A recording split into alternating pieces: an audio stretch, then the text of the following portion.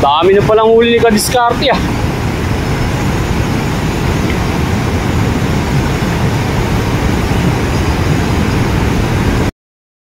Good morning, magandang umaga mga idol. Kamusta po kayo? Eto, nandito na tayo ngayon mga idol sa may Coong Dadong Dam. Ito mga idol, nakakapaghagis na po sila ng dala. Kaso lang mga idol, yung inahagisan po nila mga idol, sobrang lakas.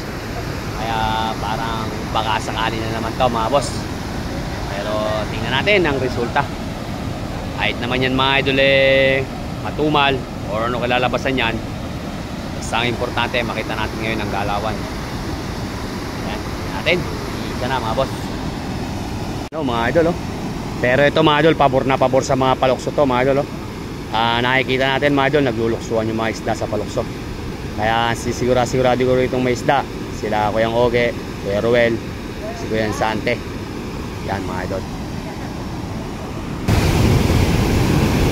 Galit na galit yung tubig mga idol, kaya dalawa lang yung umiitsa at tatlo yung si Gambino.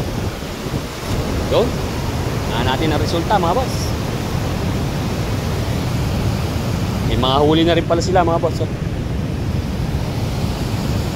Meron to mga idol. Meron to. May nakita tayo lumulundag Kaso lang, inaanod. Bumubuka yung dala nila mga idol.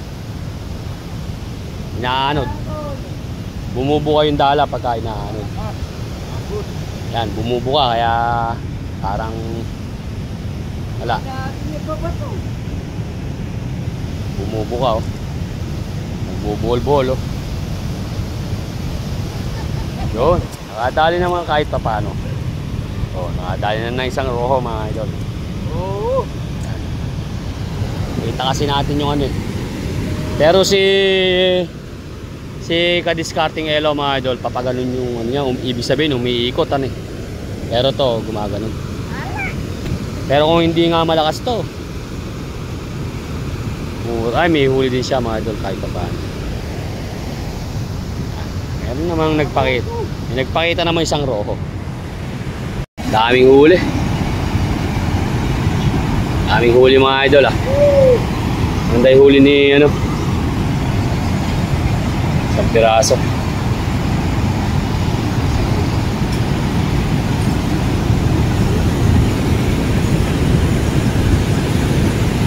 Marere ka na pala Kuyang huli Pwede na rin Si Kadiskarteng Elo mga idol, maganda huli. Ayan medyo maganda huli niya. Dami na palang huli ni Kadiskarte